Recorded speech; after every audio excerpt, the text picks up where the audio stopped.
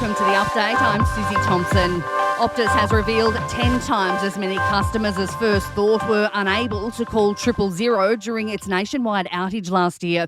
Optus says after a review of its processes, they've identified an additional 2,468 customers who made 000 calls from the Optus network that did not reach the emergency service centre on the 8th of November and for which a welfare check was not undertaken. The telco says it will update the Senate record and has also provided relevant information to the Australian Communications and Media Authority.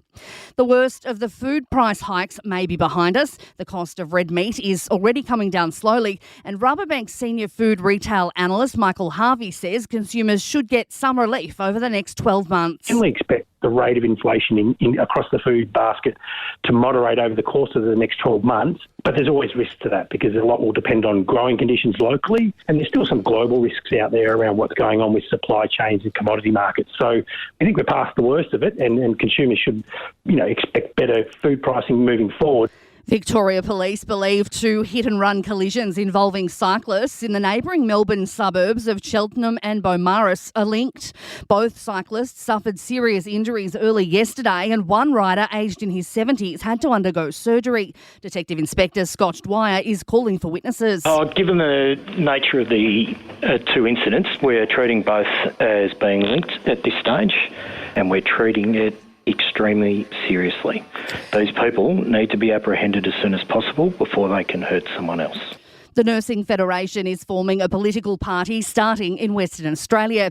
The union's WA Secretary, Janet Ray, says it will be called Nurses and Midwives WA, and she says it will have broad appeal. We'll focus on basic government services. The recent outage of Kalgoorlie's power, the hospital was badly affected. So things like infrastructure, all sorts of things. We're going to have it focus on everything, and positive as well as the negative. Sydney police are hunting for 2 missing 14-year-old boys visiting Australia from India.